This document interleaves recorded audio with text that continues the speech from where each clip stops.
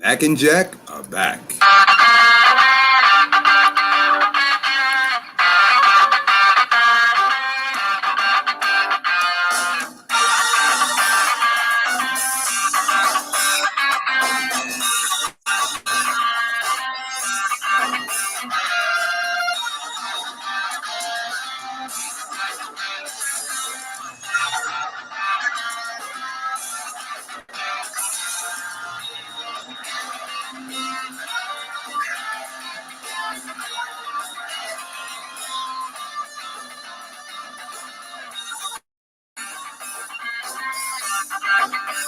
Good morning, everyone, and welcome to the Mac and Jack Sports Show, our Wednesday edition, streaming live on Facebook, YouTube, Twitch, on Mac Sports and the Northeast Streaming Sports Facebook pages. Please like, follow, and share our Facebook pages. Subscribe to the Northeast Streaming Sports YouTube channel. We're also on Instagram and Twitter. Our website is nessp.info for info on all our shows, guests, information on sports, stores, and links to those stores. I'm Mac with your co-host, Jack Hirsch, legendary boxing writer and former president of the Boxing Writers Association of America. Together bringing you national sports with special focus on the Northeast professional sports teams from New York, Boston, and Philly. Good morning, Jack. Good morning, Mac, and congratulations to the new NBA champion Milwaukee Bucks.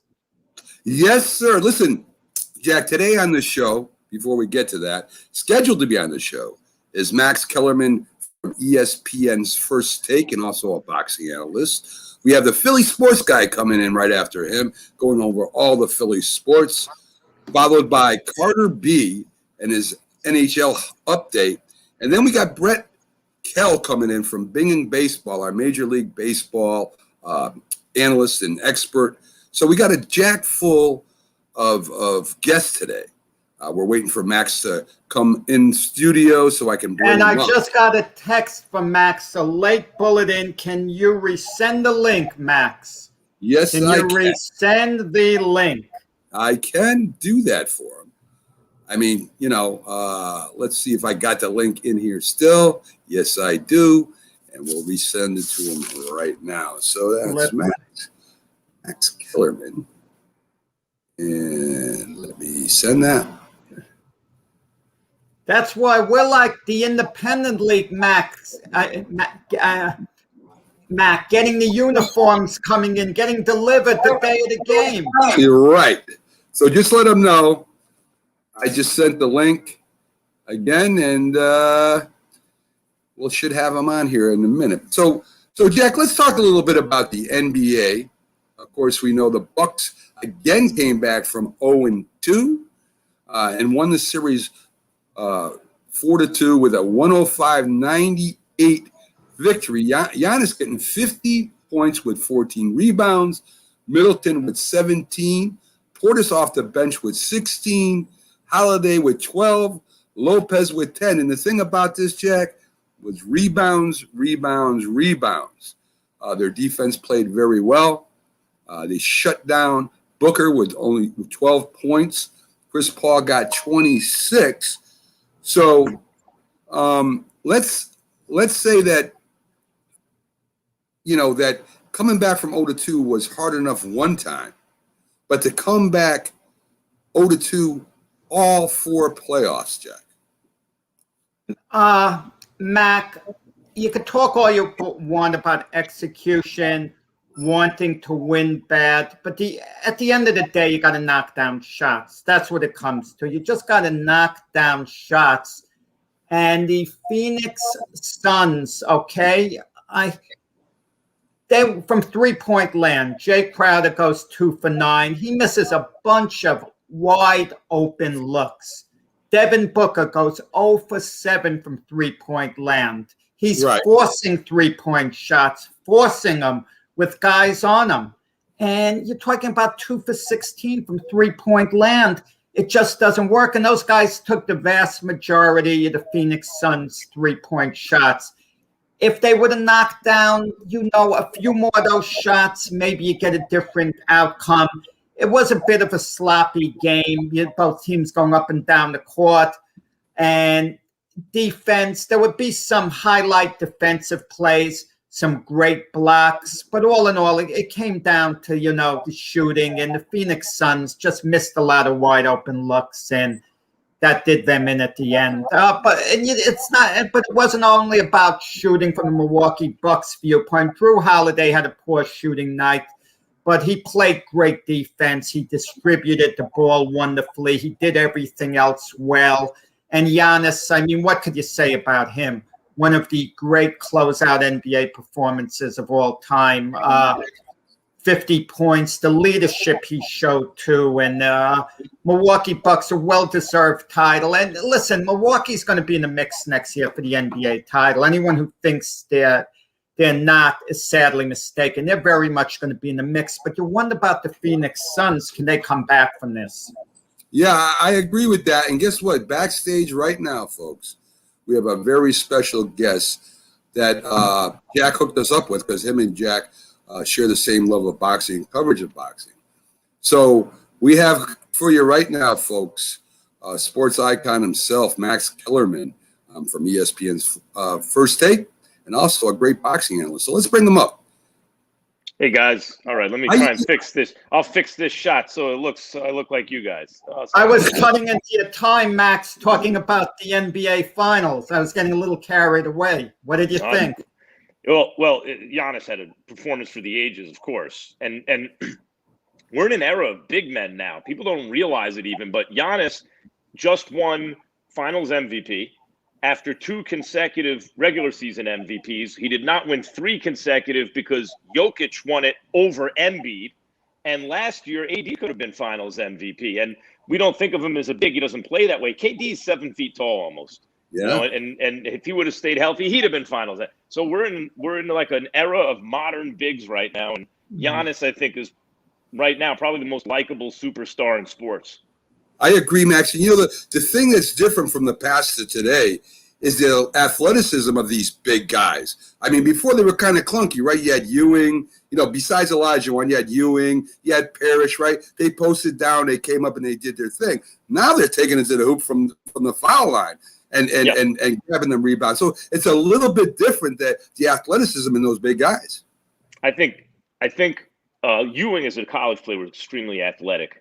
A little more mechanical, but they were taught to play that way. David Robinson, very fluid and athletic. I think that really what happened was Michael Jordan. I think everyone wanted to be like Mike. And so whether anyone who played basketball wanted to face the basket, I think that includes all the big guys. And everyone started playing that way. And then LeBron also came along and I think rounded out a lot of guys. Not as much ISO hero ball. People wanted to move the ball. I mean, the game is in very, very good shape right now.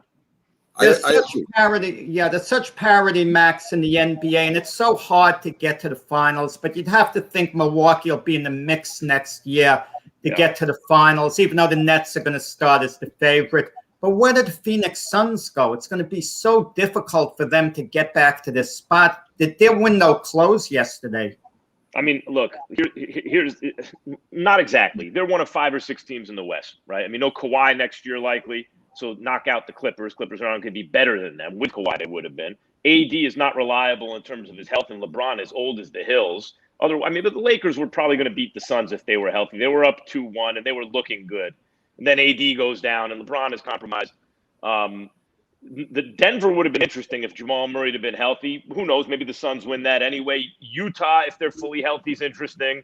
The West is a tough place to be. And in the Eastern Conference, like I hate to say this today because these guys played so hard, but both teams were very lucky. This was the injury year. The Suns are not in the finals if either LA team is healthy.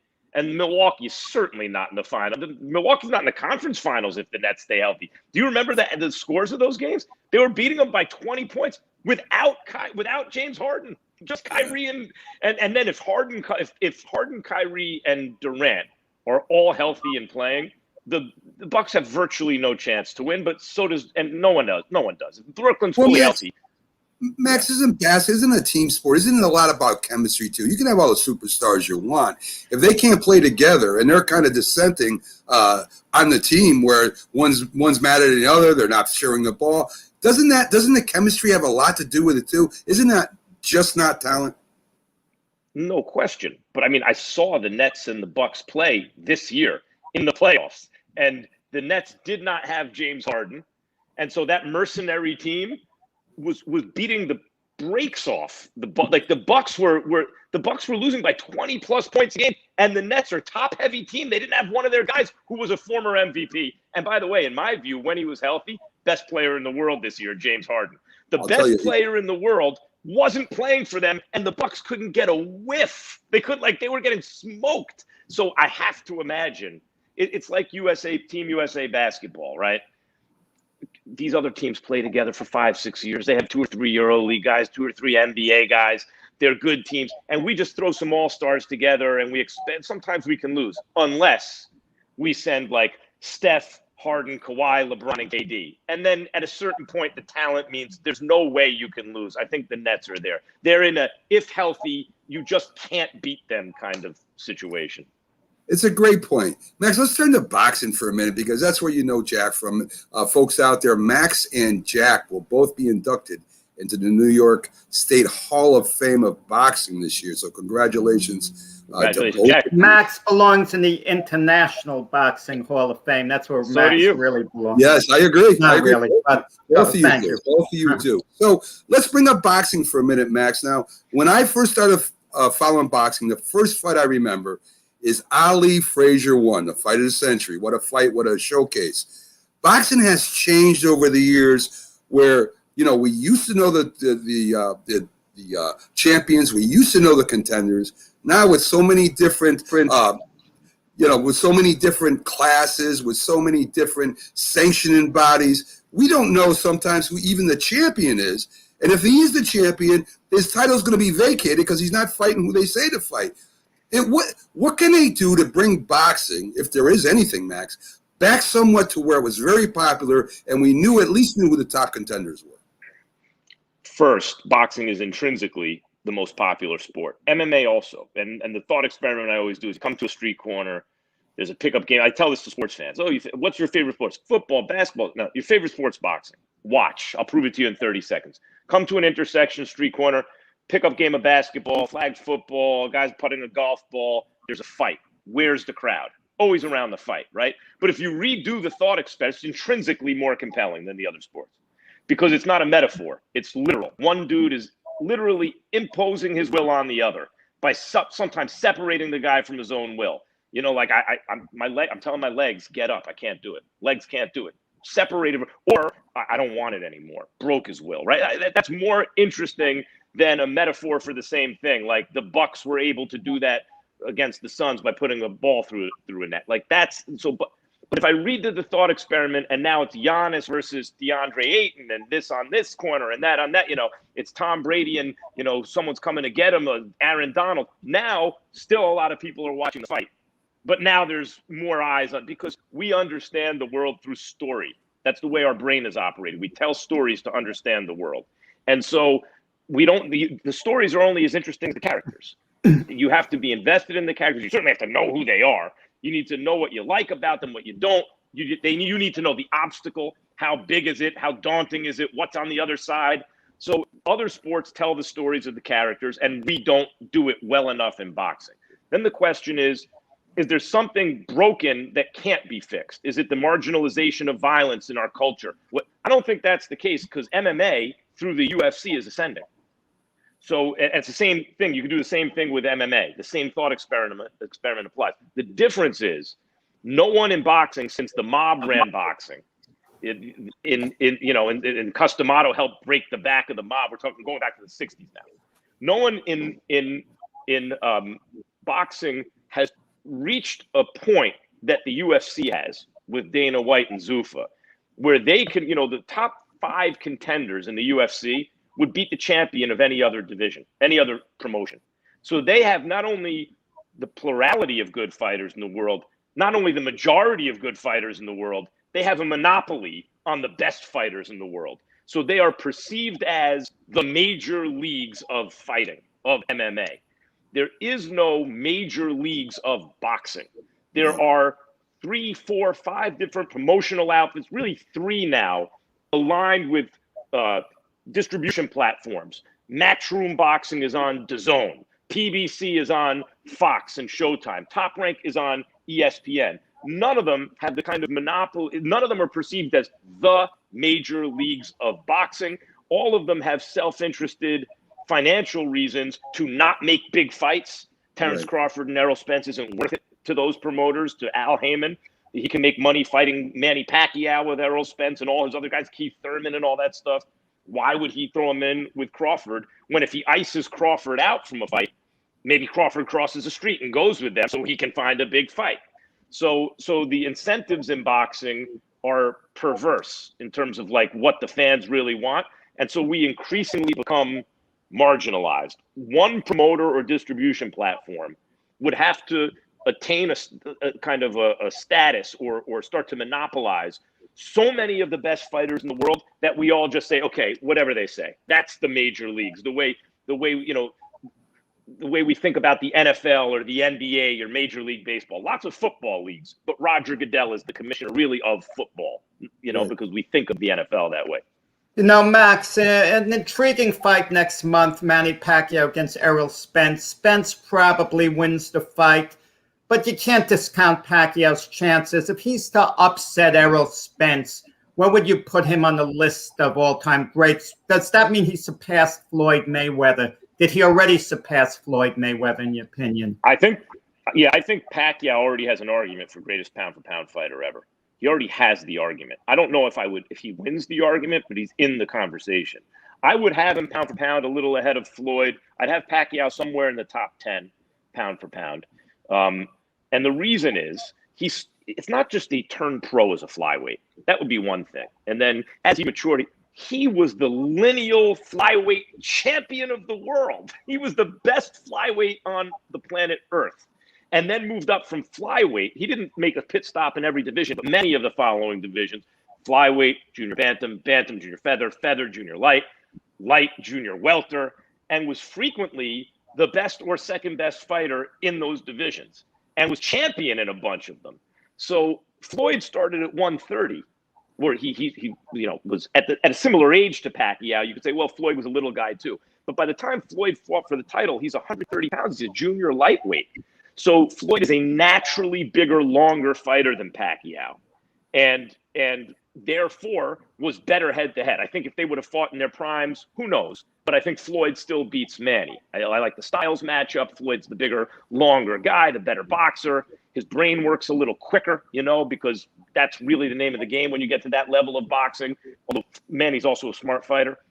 So when you have a flyweight champion who's able to do all that, I think he gets extra pound for pound credit, and if he were to, after the age of 40, after he's done all this, he just beat Keith Thurman when last seen in the ring, undefeated welterweight star, knocked him down, beat him in a war. Now he's over 40. He's going to beat Errol Spence. I don't think he will. I think he gets stopped actually, but he has chances. If he beats Errol Spence is a fighter almost without a weakness. He's tall, lanky. He got a southpaw jab. He's pretty good defensively. He throws a million punches, never runs out of stamina, has punching power, can take a shot. That guy you're going to beat when you're after 40? Show me a better resume. It would surprise you as much as Tom Brady winning the Super Bowl, right? Manny Pacquiao win over Errol Spence. Maybe not that much. No, I put Manny's odds better beating Errol Spence than I put Brady when I made the Cliff prediction 5 years out, But last year Brady was on a loaded team. Of course he was going to do well, but it's harder in boxing. If you slip physically, it's harder because there's nowhere to hide. You can't bolster your offensive line. You can't pick up a good DB in the offseason, and that's going to help you somehow. Your front, you can't do any of that. If your reflexes start to fade and you're facing a sharpshooter, good luck. Mac, what is more likely to happen? Let me just ask him quickly, then I'll turn it over to you, Mac. Yankees winning the World Series or Pacquiao beating Spence? It's a great question. Both are underdogs. I think the Yankees winning the World. I just like Spence in that fight with Pacquiao. I don't see what Manny's going to do to beat Spence. When you think about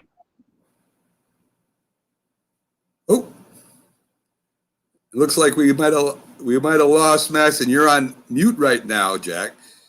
So You see what the Yankees do to people? I mean, you just knocked him. It was you like knocked him Adonai off Chapman the show. throwing one of his wild pitches. Max had to Yes. duck. Yes, well, listen, you just knocked him off the radio with that question. It looks like he's No, that's technical difficulty. yeah, well, don't ask him that question anymore, Jack. I don't know why. I don't know why the Yankees aren't better. I don't know why. When Oh, they entered the season, they looked on paper like a juggernaut, and it hasn't happened. Max, I got a lot of answers for that. And it has to do with the structure of the team to begin with. It has to do with the people in the wrong places. It has to do with depending too much on relief pitchers instead of getting another quality starter. I mean, there's a lot of reasons, Max. They weren't constructed right. They moved people around. They didn't pick up a shortstop. They didn't retool. I agree about the shortstop. Glaber's not a glove. They didn't retool their outfield. I mean, they brought up some new guys. It's about time and let them get out there. And a relief pitcher is great, but if you're down 4-0 in the fifth inning, a relief pitcher ain't really going to do too much. They did bring in stars. Like the problem with Cashman, and I'm not for Cashman retaining his job as GM, and I think he's among the best GMs. Yes. But as a Yankees fan, that doesn't cut it. Like, I don't expect the Yankees to win the World Series every year, but I absolutely insist that they win it more than anyone else. And one thing that if I owned the Yankees, you'd be fired on the spot is there can never be a 10-year period ever where the Red Sox win more World Series than the Yankees ever. Like that, not only would you be fired, I'd put you in a gulag somewhere. Like that can't happen. So the fact is, and like I need to know from Hal Steinbrenner and Brian Cashman, what's your excuse? Why are other people better at their jobs than you? When you're with the Yankees, that can't happen with you. Dallas Cowboys, you can do it. You can't do it with the New York Yankees. They're the winningest team in the history of world sports, right? If the Martians came to Earth and said, what's the most dominant team in history of the planet? We would take them to the Yankees. But they did what Cashman he had a problem with. He didn't want to spend resources, either treasure or prospects. He didn't want to pay the price to go get a hammer at the top of the rotation. Yes. Like he was always great at getting deals. An athletic outfielder who's undervalued, like a Nick Swisher or Curtis Granderson, right? Or an Aaron Hicks. He'd go make a move for that. He'd get an interesting pitcher with high upside on the cheap. But when it came down to paying the price for a Verlander or a Cole or someone like that, he wouldn't do it. So we never had the ace. He did it with Cole finally. He finally pushed the chips into the middle of the table with Cole, and that's what was supposed to put us over the top. Severino gets hurt. You can't control that. Severino was, if not an ace, the very next thing to it. And they had live arms, I think, in this era of everyone throwing maximum velocity every pitch. Injury to pitchers is still kind of like an unknowable, unpredictable variable that can decimate a team's plans. And that's what happened to like if you really want to get into it, because as you heard, I'm very hard on Cashman, but like some of this was bad luck now. Like you want as many bites at the apple as you can get. He wasted some by not bringing in the ace, but he did bring in the ace now, and other guys got hurt. No doubt. And Max, one other thing. I mean, to hire Aaron Boone when there's quality managers out there from the box, and I'm not saying Boone is, I don't know what kind of manager he is, to be honest with you. But when you have other quality managers out there, there could have been a better choice there too. Maybe he doesn't want somebody to tell him what to do and fight him. I don't know. But you need a good quality field manager if you're going to have a good team. It's the Red Sox are showing right now. You brought it up about the shortstop. I know why they did what they did because, and this is another thing.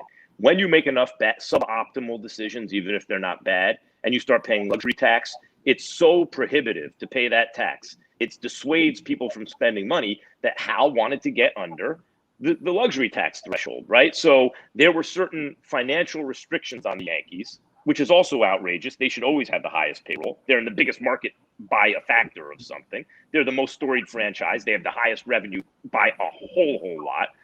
Nevertheless, if you got to rob Peter to pay Paul. It's not in a cap league, in a luxury tax repeater offender league. If your owner's not willing to spend, also you got to rob Peter to pay Paul. When they paid Cole, they let Didi go.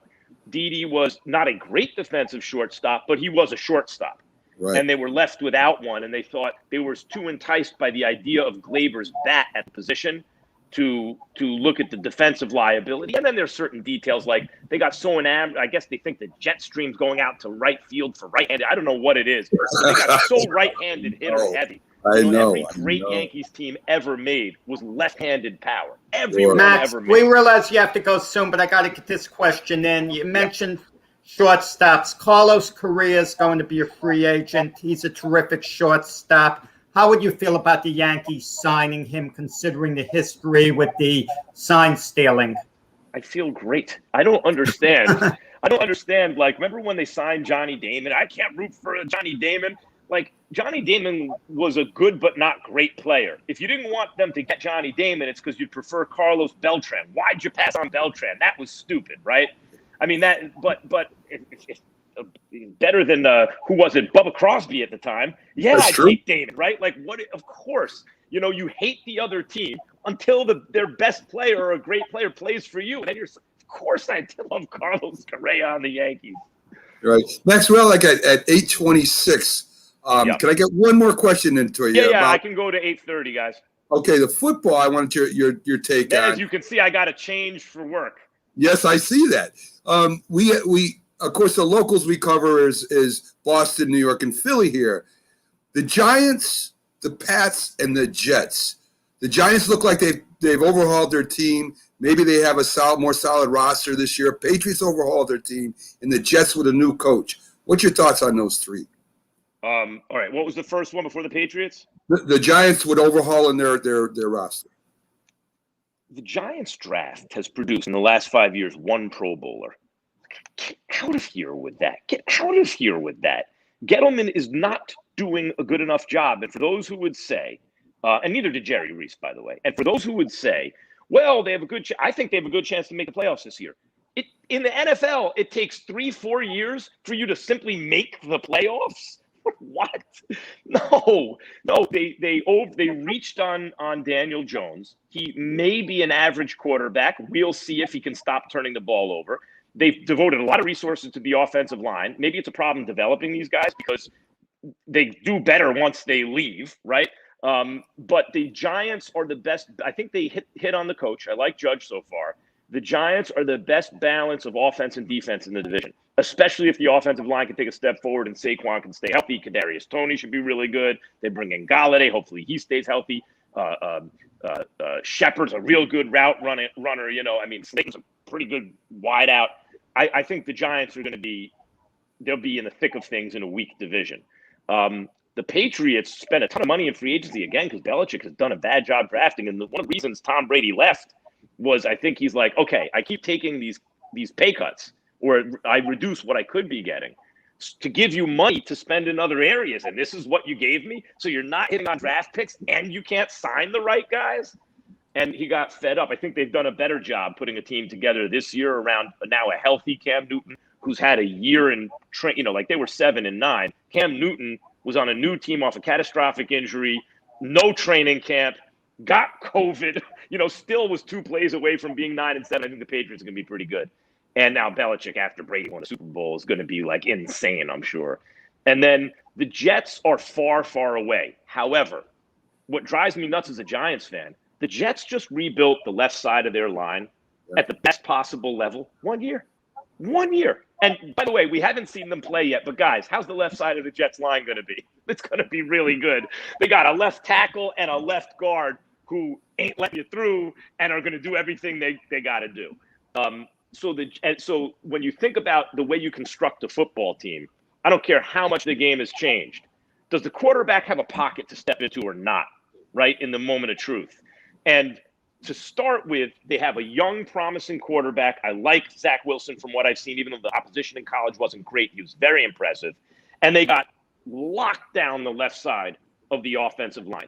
They are 2 years away at least in development and adding pieces. But so far, they have a very nice start. And in my view, as patient as Jets fans have been through the years, now is the time to actually be patient because it seems like you have the starting of something. Yeah, Max, and I love their new head coach. Every coach and player that's been with him says he's a great communicator, and that's very important being a head coach, which they didn't have last year. Max, we're up at 8:30. Appreciate you coming in.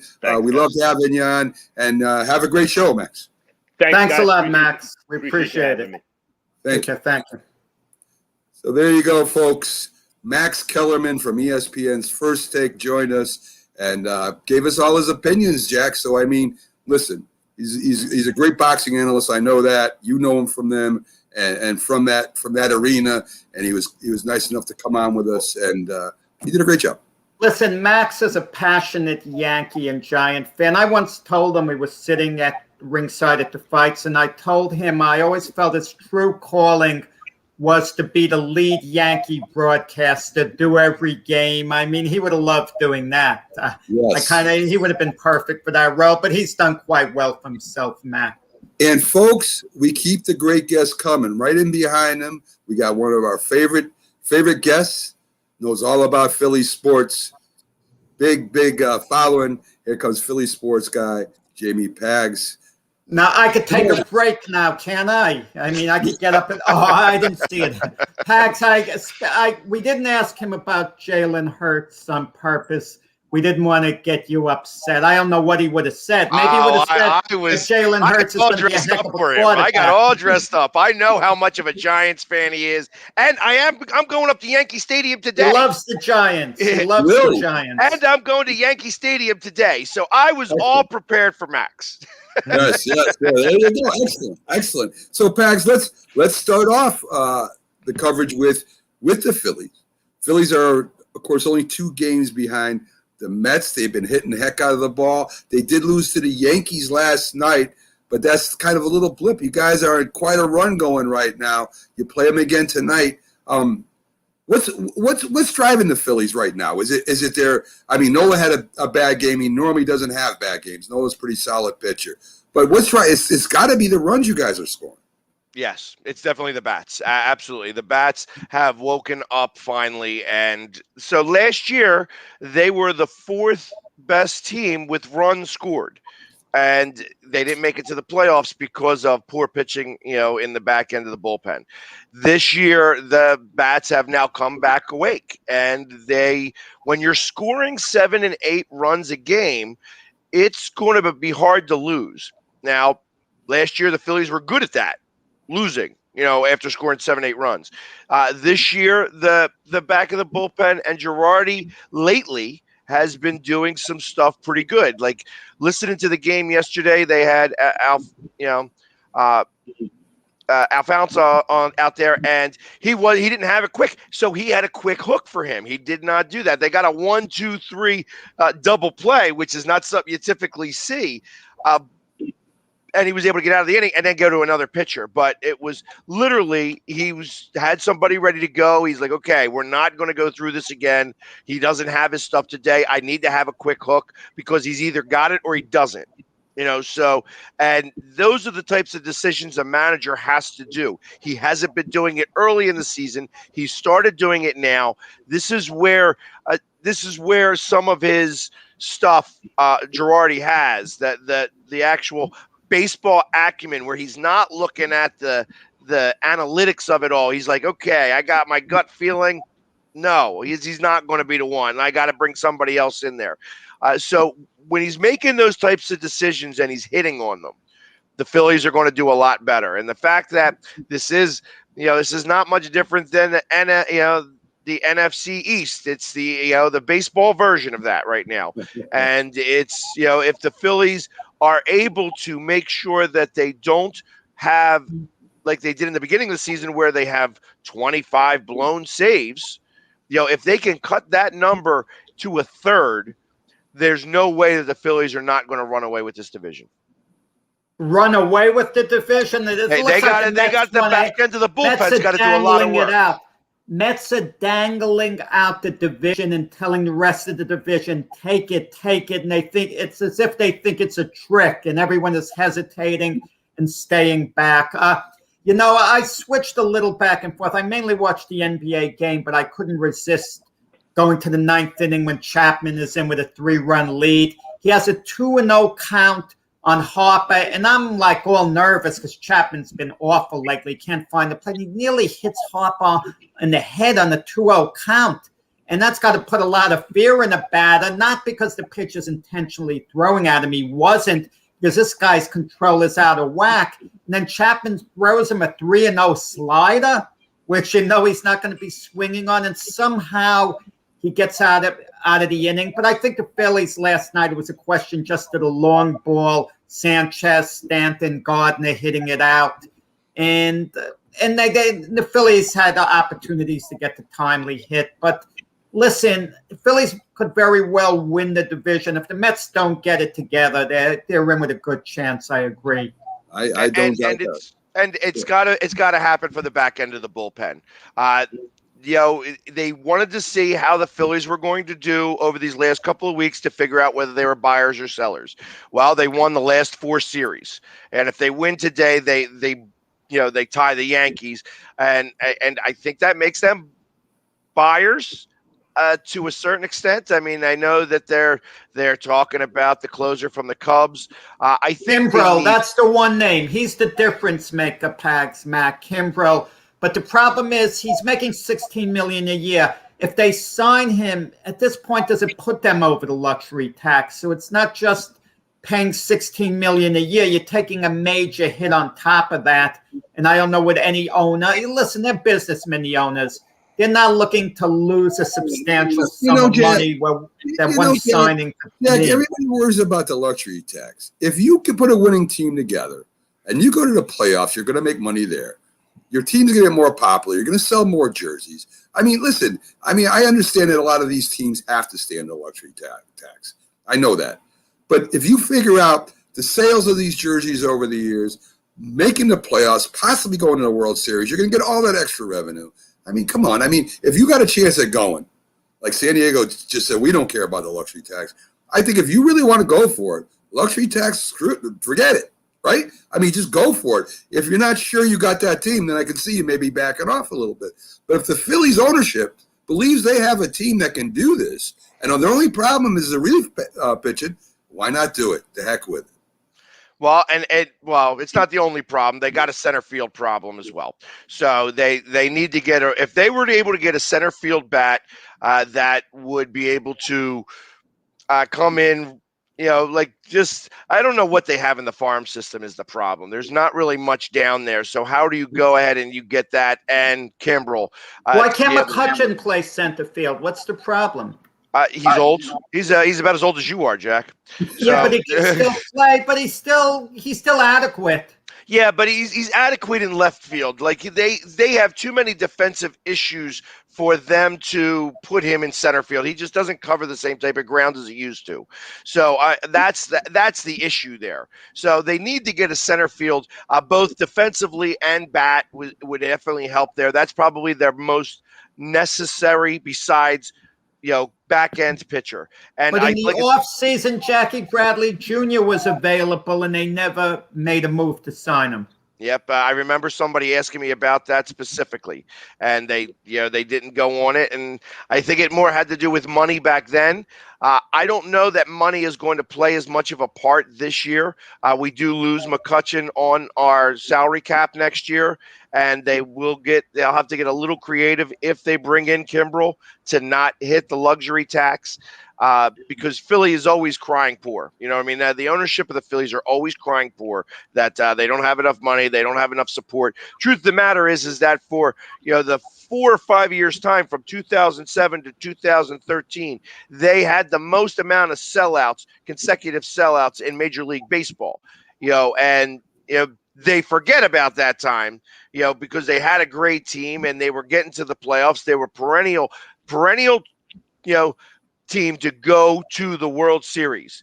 At least they were always the ones up there, at least getting, marked by the pundits in the media. And now it's been so long since that time has happened.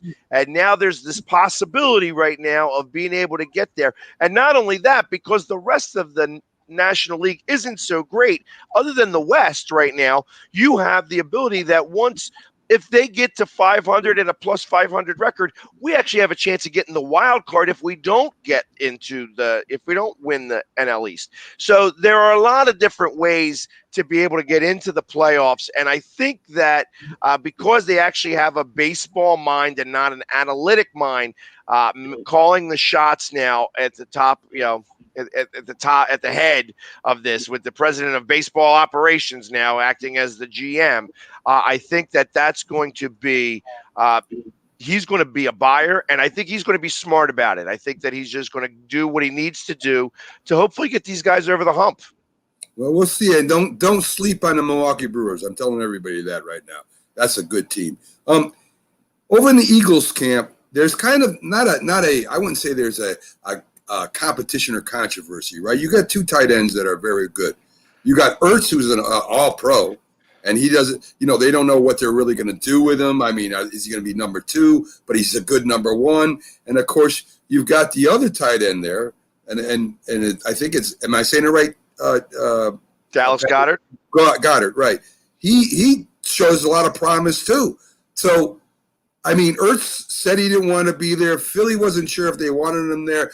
Maybe they should have moved him. I don't know, but for sure, you guys at least got 2 quality tight ends. And I'll tell you, and I would even go as far as to say 3, because Rodgers, I thought, was the most consistent tight end last year. He was a better blocker and had more sure hands than Dallas Goedert did. So, and nobody ever thinks about Richard Rodgers because he's definitely 3rd in that pecking order when you put the 3 of them together. But like I said, I felt that he was probably the best of all 3 of them last year. Yeah. Now, you mentioned the name Rodgers. Put together a package that the Philadelphia Eagles could propose to the Packers if the Packers do put Rodgers on the block, because it's getting close to that point. They came out that they tried to give him a 2-year extension. He's like, I don't want to be here anymore. Going on no block. He's all set. He's going to be out this year and paying $35 million back to the or not getting $35 million from the Green Bay Packers. So there is some Flyers news out there. You got a new member on your team, isn't that right, Pat? We do. We were able to trade Nolan Patrick and Felipe Myers for Ryan from the Nashville Predators. And initially I was underwhelmed by this. I was happy that they got rid of Nolan Patrick. I mean, I was saying that experiment was long done for me. You know what I mean?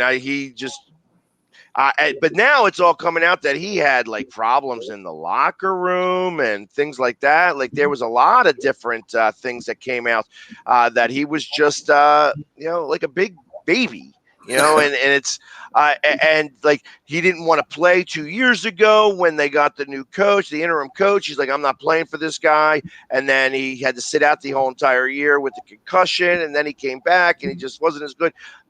Bye. I was so done with him over a year ago, like even half a year ago. It was like I wish they would have traded him last year. Felipe Myers is definitely, I mean, he was still a bit of a project. I think that he could have turned out to something really good. And then to get Ryan, I know that, he was hurt last year, and a couple years ago he was hurt, and then I started to look. I was like, hey, he only had his biggest was only a plus 16. Actually, I was wrong about that. It was a plus 26. He's actually averaged, if he wasn't injured, he actually averages like a plus 19 over the last couple of seasons as a defenseman. So I've gotten more happier with this as I look more into this guy, into this defenseman. Hopefully he can start to shore it up, because last year the defense is what let Carter Hart out to dry. I mean, and was really the thorn in the side of the Flyers. That's what you guys need is defense, man. That was your biggest drawback last year. So at least they're addressing it, which is very. And there's rumors going around with the. With the Kraken, that they're going to pick this guy from St. Louis, and that because of that, they're going to trade Voracek. I mean, it's all a lot of hearsay right now, but because they have Hackstall, the coach over there, and for some reason or another, new teams like to be able to become the Flyers of the West. Like that's how the Kings kind of did it for a while. I mean, Vegas had their own little plan and stuff like that. So it's going to be interesting to see how this all transpires here for this. If Carter Hart doesn't have a bounce back year, is AV going to be held responsible? Is it going to cost him his head coaching job? Well, I would say that if Carter Hart isn't doing the job, they have another goalie that's in the farm system that's going to be right up on his heels. And from what I understand, he's a really good goaltender, a Russian young kid. So there's the one thing that Hextall did over a couple of seasons was he made sure that the goalie position is stacked.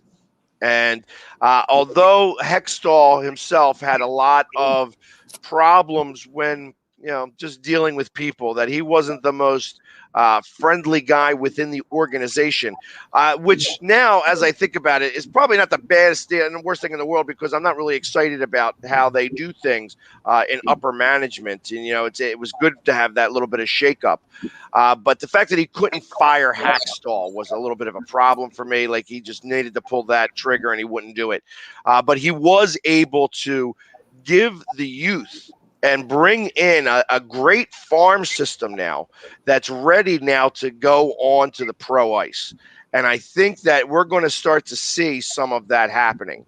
And that's why they were able to kind of leave some of the people out. Hey, I would be super excited if they picked JVR to go to Seattle and get rid of him and Voracek, and you'd feel you all of a sudden you've got $16 million worth of cap space. Oh, wow. All the things that could happen with that. And I think everybody's going to take a page from the Tampa Bay playbook, and you're going to see, maybe Claude Giroux, have this phantom injury all season long and not come out into the playoffs. Well, Pags, every week we do our Wall of Fame, and you just happen to be on every week. We're running a little late with it. But since you're here,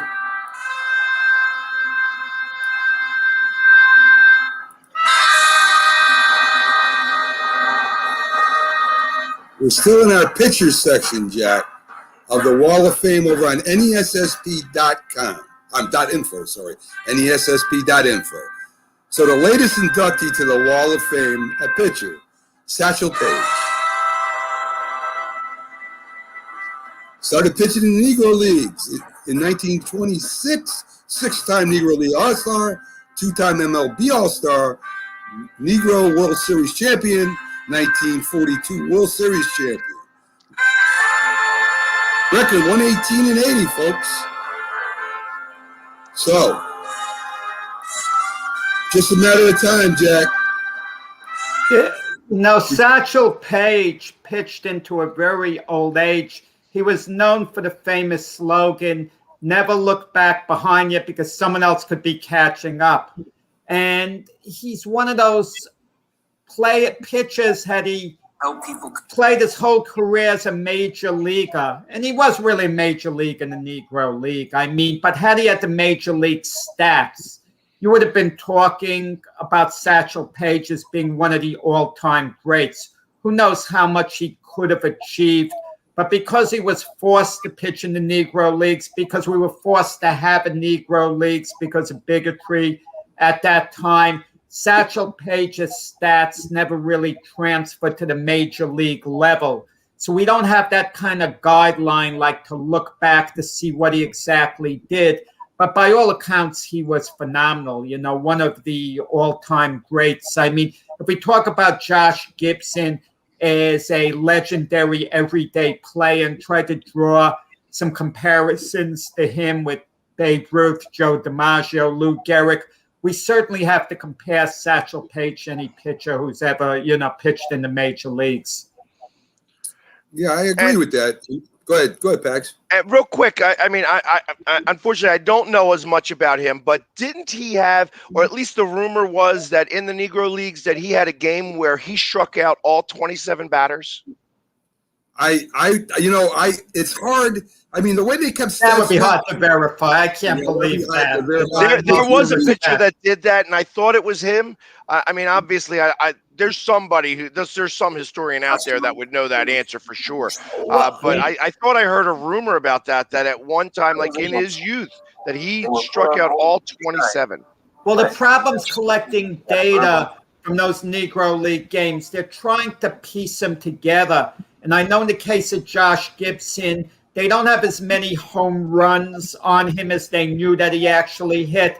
But yeah, as much as we want to glorify a guy and as great as Satchel Paige was, if you want to say he was as good a pitcher as has ever pitched in the game, that's good to say. That's fine to say. That could be very valid. But considering that the major league record is 20 strikeouts in a game, it's hard to believe that anyone would actually strike out 27. So, Well, yeah, Mac. Well, guys, I got a little video on Satchel I want to show everybody. Let me see if I can bring it up on our screen. This is one of the video clips of him pitching. Let's take a look at him real quick. Let's see. Bring him up full screen, and let's see what we got.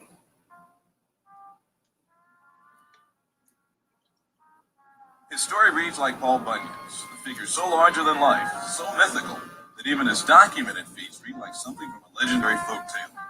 Leroy Satchel Paige was armed with a blistering fastball that appeared to be the size of a pea and impeccable control. Over 4 decades, from the 1920s into the 60s, he dominated in the Negro and Major Leagues. The single most famous player in the history of the Negro Leagues, Satch didn't get his start in the majors until he was in his 40s. The oldest rookie in Major League history, depending on which date of birth you believe. Satch himself would never tell his exact age. Paige helped lead the Indians to a world championship in his debut season in 1948, and though his exact age may always have been in question, his baseball skills were not. Satchel had an outstanding fastball, one of the best fastballs I've ever seen. It was very live, and the greatest control that I've ever seen.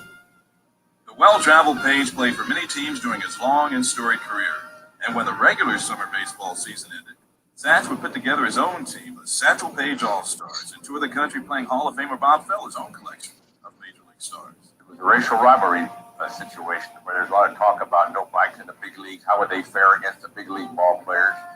And it was great competition. We played in Yankee Stadium. We played across the United States. We played in Newark. We played in Cleveland, Columbus, Pittsburgh, Des Moines, Wichita, Denver, all throughout the United States and up and down the coast in Canada from Vancouver to San Diego.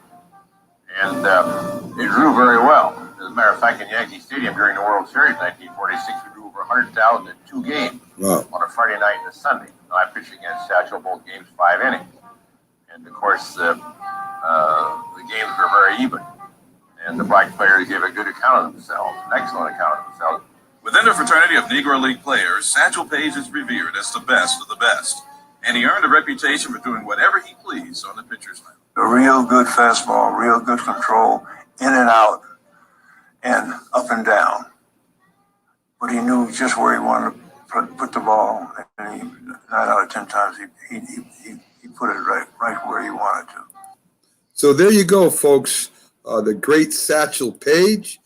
As Jack said, it's kind of hard to get the official information on him because they didn't keep records like they did back in Major League Baseball, like they did in the American leagues. So the Major Leagues, National and American League. So we'll never know really. The All-Stars played against each other. I've heard stories of both teams playing very well. They would go play the Cuban leagues. They would play a lot of international baseball. So we had to get Satchel up there on our Wall of Fame with the other great pitchers, Jack. Guys, if he had 118 wins after joining the major leagues after the age of 40, can you imagine all the missed years and all the wins that if he were younger? He had a 25-year career, and if you give him 15 wins a year on average, and by all indications he stayed healthy his whole career, just 15 wins a year, that's 375 wins for his career, and chances are he wins more than that. Chances are he wins about 450 games or so. He would have been up there. Yeah, so Absolutely. So again, Philly Guy comes in just in time for our Wall of Fame. Love having you on every week. Listen, football season's coming up, Pags. Baseball season's getting to the second half.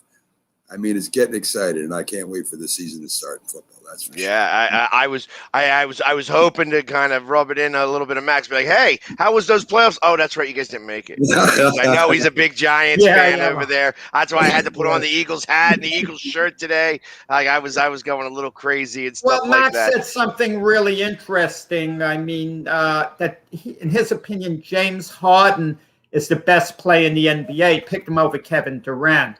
You know, and he also said the Nets, if they're healthy, they're virtual lock to win the NBA title. It would have been this year that they're virtually unbeatable if they have their big three. But this much we know for sure. Last night, Pags was eating his heart out, thinking of what could have been. What could have been, but what wasn't. You know, I watched a little bit of the game. I wasn't, you know, when I saw that the Suns were just going to lose that game, and I mentioned it even on Monday. I'm like, I can't believe the Bucks are going to win this series. It's just that the Suns didn't have an answer. I thought that the Suns were playing so well that that they would be able to kind of run through this. You know, you had your Suns and 4 guy going around talking about that. Well, I guess you ain't paying him any more money to say Suns and 4. The Suns are out. You know, so. I will say this: if the Sixers found a way to beat the Hawks, let's say they survived the Hawks, my feeling is with Joel Embiid, I don't know, can he stay healthy throughout the course of the whole playoffs through the finals? I have some serious doubts that Embiid could survive that long of a stretch, and if he can't, the Sixers have no shot at ever winning an NBA title without a healthy Joel Embiid. And I tell you, that was the one thing that I did take away from that. I hope that Ben Simmons was watching Giannis play, you know, because ultimately, hey, he can't make a foul shot to save his life anyway. He did yesterday. He actually made some foul shots yesterday. That's why he's going on the way to 50 points to close out a series. He was home. He felt the love. He wasn't in Phoenix. He was relaxed. They were quiet, supportive. Giannis is, let me tell you, one of the toughest-minded players I've ever seen. Even when they're harassing him at the foul line and he's in Phoenix, it seems like it doesn't bother him. He's focused up for the challenge. If he misses, he misses. If he shoots an air ball, that's what it comes down to. That's the resiliency of the way that he played in his game. He played like an MVP, and that's what you want from your stars. And that was the one thing that I hope that Ben Simmons kind of saw and took out of this, whether he stays as a Sixer or not. When you have I'm a big fan of greatness. You know what I mean? Because greatness does not come very often in this lifetime. So when you have the ability to be great like that, you know, especially in Philadelphia, when you win championships, you get immortalized in bronze. We make statues for our champions here. So when you have that opportunity to be great like that and you don't take advantage of it, it's really on you. It's not on anybody else. And you have to take ownership of that. And that's the one thing I hope that he was able to see yesterday from watching that and watching the championship get put in Milwaukee. You know, they said for the first time in 50 years since was it Lou Alcindor was in there before he became Kareem Abdul-Jabbar. You know what I mean? And so it's like it's been a long time, and good for that city. You know what I mean? That's a working class city out there.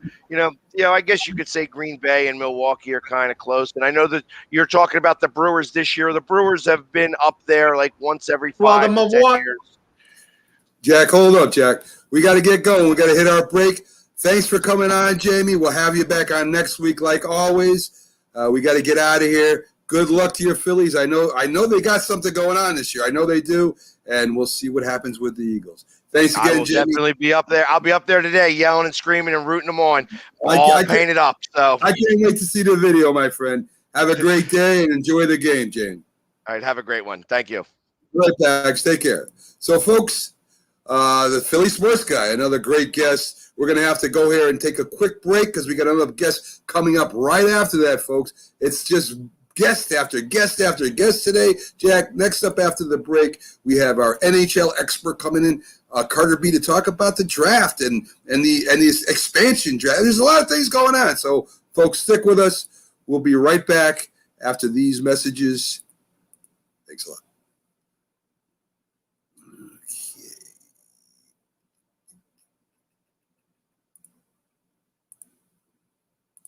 If you served honorably in our nation's armed forces and you're looking for a way to continue serving your fellow veterans in your community, then join AMVETS. Each year, AMVETS members volunteer millions of hours at VA healthcare facilities from coast to coast, helping to improve the lives of their fellow veterans through the VA Voluntary Services Program. AMVETS posts and departments also participate in a wide variety of community service projects, ranging from Americanism in our schools to supporting the Special Olympics and Boy Scouts of America. If you no longer wear the uniform today, you can still serve through the AMVETS by joining today at amvets.org.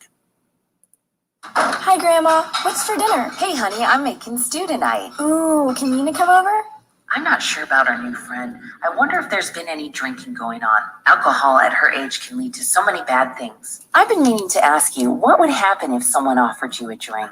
Grandma? This is hard. She's so young, but I know I need to talk to her about it now before someone tries to give her alcohol. If anyone ever does offer you a drink, I want you to say no. I have too much respect for my family, and I don't want to get in trouble. Okay. Really? I promise, Grandma. I love you too. Okay, how about tasting this stew and telling me what you think? Some children may try alcohol as young as 9 years old. It's not too early to talk about drinking. For tips on how to begin the conversation, visit underagedrinking.samhsa.gov. That's underagedrinking.samhsa.gov. This message brought to you by SAMHSA and this station. When you hear the word asthma, you probably think of shortness of breath, coughing, or inhalers. Lots of things can trigger asthma, but the fact is that asthma doesn't just attack, it can kill. But with proper medical management, asthma is controllable. If you experience shortness of breath, wheezing, tightness in your chest, or persistent nighttime coughing, you may have asthma. See your doctor and get the facts. You'll breathe easier. For more information, call 211 Infoline. A message from the Connecticut Department of Public Health, keeping Connecticut healthy.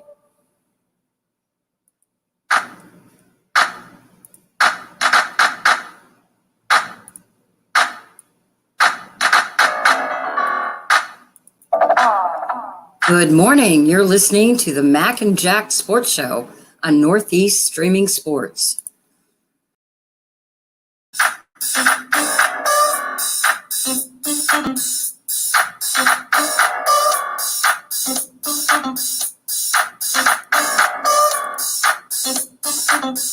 Good morning, everyone, and welcome back to the Mac and Jack Sports Show. We just had on Max Kellerman from ESPN. First Take, and of course, a famous boxing analyst. We just had on the Philly guy who blessed us with a lot of Philly sports. And now, Jack, coming up right backstage right now is our NHL expert, Carter Betebinger. And Carter, I always try to pronounce your name, and I'm going to try again, Betebinger, correct? Yeah, you got it right the second time. It's a hard last name, so I'll give you credit for it, yeah. So we call him Carter B to make it easy here. And Carter, not a lot of NHL team news per se. I mean, the Flyers picked up somebody, and of course, there's going to be a lot of moves being made because you do have a deadline coming up here pretty soon, if I'm correct. I think it's Wednesday night where you got a draft coming up, and the trades are coming. The expansion roster from Seattle supposedly is all set. What's the word on the expansion team, their roster? What are you hearing about what they've got over there? Well, Max, starting now, you can call me whatever you want as long as you remember it. So let's just get that out of the way. Second, as of right now, I know the picks for Seattle are due at around 10 o'clock a.m., so they still have a little under an hour to kind of, decide on who they're going to pick for their roster. From what I've heard, I know there's a lot of chatter about, certain big stars being available, like Carey Price from the Canadiens, Vladimir Tarasenko from the Blues. While it would be entertaining to see Seattle select some of these bigger names, what I've heard is the Seattle management really values cap flexibility. And what I'm getting from that is they're not going to try and select some of these bigger contracts, mainly because they want to keep this team not only cap compliant, but they also want to keep it flexible in case they want to make any other outside moves, which I completely agree with. So I'm not expecting Seattle to take many big names, although I guess we won't really know until later tonight at 8 p.m. Is the NHL expansion draft going to be any different at all from when Las Vegas came into existence and immediately went to the finals. I mean, the NHL, I'm sure, doesn't want to see that scenario repeated. Not so quickly, at least. Well, I think with the names that is kind of there for the taking for Seattle, I think the expectation for them is to at least contend for a playoff spot. And this might sound like a bit of a hot take, but depending on who they take and depending on how this team really comes together, I do think they can make the playoffs because realistically speaking, you're going to be making a really good team from scratch out of players that, couldn't be protected from other clubs.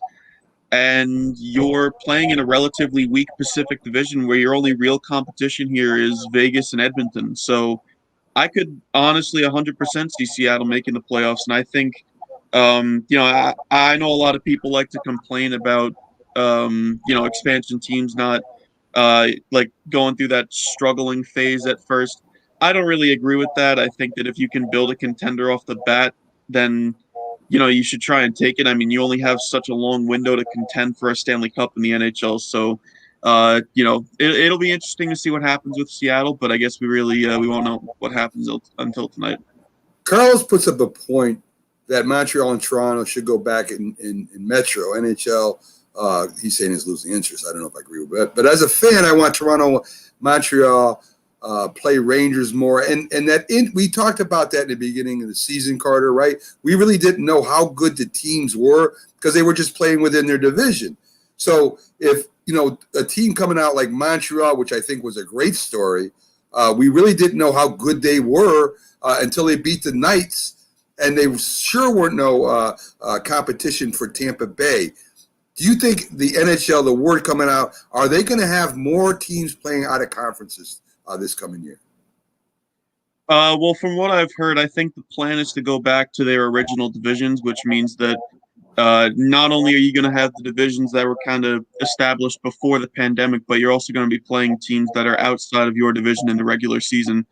From what I've heard, the schedule is set to release on Thursday at 6 p.m. on ESPN, so if fans want to check that out, they can. But from what I've heard, they're going back to an 82-game season, and they're going to try and just play the full season as if it were the pre-pandemic era. I know the Canadians and the Maple Leafs, they were in the Atlantic Division. They were never in the Metro, so I would like to see them play teams like the Rangers a little bit more, but obviously they will be in, naturally because they didn't play them at all last year. Now they'll be back playing them 3 times a year. What is the best rivalry in the NHL? Would you say next season it's going to start off Toronto and Montreal, perhaps? What would you say the best rivalry is in your opinion? That's tough. I mean, well, I might be a little bit biased with the towels on my wall, but I don't know. I do think the Isles and Rangers is going to be a good one. The Rangers aren't good enough quite yet to consider them like a rivalry type team. I think you have to have a little more of an impact. The history has something to do with rivalries. History does have something to do with rivalries. I mean, it doesn't have to be today. How about Colorado and Tampa Bay? I don't really see that being a rivalry per se. I mean, maybe the games would get a little bit chippy, but I see rivalries being more within your conference than anything else. Jack, let me just tell you right now, it doesn't matter if the Rangers are good and the Islanders aren't, or vice versa. These two teams and these two fan bases are going to go at it no matter where they are on the standings. So it's definitely entertaining to watch. I'll go with I'll say Calgary and Edmonton, the Battle of Alberta. I'll go with that one. That's always been a pretty underrated one for me, and it's been tough for a lot of Eastern Conference hockey fans to catch it because it's so late out there. Obviously, they're running on Western time, so if more people could really catch that and see the kind of physicality that these two teams have every time they play each other, it'd be something else. There's a prospect, Carter, named Logan Mailloux. He's been excluded from the draft because of some problems he had with the law over there. How good a player, I don't know if you've ever watched him or studied him, how good a player is he, Carter? To be honest, I've never really paid attention to him up until everything that's been going on. But from what I could gather, I mean, he was a pretty solid. He was a defenseman, so he was a pretty solid defender in his own right. It's unfortunate that his draft status kind of had to drop the way that it did based on what he did. I'm not going to get into the details of that, but from what I've heard, he's going to try and make another run at being drafted in 2022. He actually withdrew himself from the 2021 draft, basically telling teams, don't draft me because I don't think I'm mature enough just yet, which might be a little bit of a step in the right direction for him in terms of his maturity as a player. But, it's hard to overlook exactly, what exactly he did. So yeah, I agree. So the draft, it will be, if I'm correct, Wednesday night at 8 p.m. There'll be a free draft live stream on Fubo TV, where you guys, if you love hockey and you're into it, there's a free trial period. Are you planning on having any kind of watch party or trying to stream anything on that Wednesday night, Carter? If I'm not working, then maybe we'll see what happens. So this year's draft, I mean, they don't necessarily have a consensus number one overall pick, so you could really go anywhere within the top 10, and then after that, it's kind of just pick who you want. So it'll definitely be interesting to see what teams go which direction, and there's a lot of young prospects to kind of dissect in this year's draft. So it'll be fun to watch. Should we look for any big surprises, like a team trading an established player for numbered draft choices, not just this year, but in years to come? The only thing I can really think of is maybe the Jack Eichel situation. I know, if the Sabres asking price is going to hold true, it's going to be two established NHL players, the equivalent anyway of two established NHL players, two kind of grade A/grade B prospects and a first-round pick. That's a lot to ask for, but Eichel's one of the best players in the game, regardless of him being on a rather bad team in Buffalo. Will Eichel be ready next season, though? Because the injury he suffered. Yeah, no, I think he will be. I think the feeling around the Eichel situation right now is he wants a fresh start wherever he goes. I'm just repeating what Elliot Friedman said on the 31 Thoughts podcast, by the way. So, Elliot Friedman is one of the most established insiders in the game. So, anyway, with Jack Eichel, Friedman's reported that Eichel really just wants a fresh start wherever he goes. And I think at the end of the day, it doesn't really matter where that is. I've heard it's between Minnesota and the Rangers. So we'll have to see what happens with that. But the asking price is going to be a lot, and whether that involves a draft pick from this year, maybe they throw in a pick from next year as well. It'll be interesting to see what happens with that. Okay, so Carter, that's all I really have for my questions for you. Is there anything you could add to the NHL update that you think that listeners should know about or would want to know about? Well, if you guys aren't doing anything tonight, my co-host Andrew and I from the 2-on-0 Hockey Show, we're going to be streaming live for the expansion draft. We're going to be going live around 8 p.m. because that's when the draft is scheduled to start. So if you guys want to come down, you're going to see our live reaction to every pick possible. You can also bring any topic that you want, and we'll discuss it live on the air. So, it'll be a fun time. We'll be on the air probably around 2.5 hours. So it's going to be a lot of fun. I highly suggest that you come down and join. Beautiful. I'll be looking for it, Carter. So that's Carter B from 2-on-0 Hockey Show. And tonight they got a special, folks. So if you love hockey and you want to check out the draft, check out their show. It's a great hockey show. A lot of good information. Carter, we appreciate you rescheduling with us so we could fit the guests in. And we'll see you probably same time next week, not 9, but back to your regular time. And we appreciate you making that adjustment for us. It means a lot. So you have a great day. And folks, join them tonight. All the best, Carter. Thanks, guys. Appreciate it. Hope to see you tonight. Yes. So there you go, Jack. Always a pleasure having Carter on, doing his thing with the hockey. There's no other person that I would rather have on. He's very thorough, knows all that's going on, and has great partial views, even though he's a huge New York Islander fan. He will give us his impression. But he's not biased. He's never biased in his reports. He puts it down the middle. Unlike Pags, who goes Philly all the way no matter what. But he's objective when it comes to his Islanders. Well, I don't know if Pags is still watching or not, but we have a surprise for him coming up soon. Pags isn't ashamed to admit it, so yes. I'm not revealing anything. It's true. It's true. It's true. Pags is 1 in a million. So, folks, we should be having Brett Kelk from Binging Baseball binging in here soon.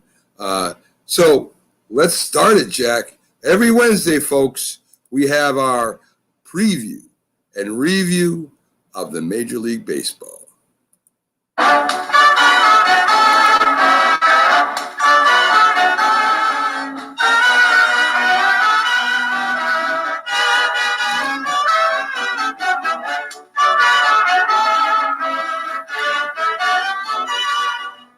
One, two, 3 strikes, you're out.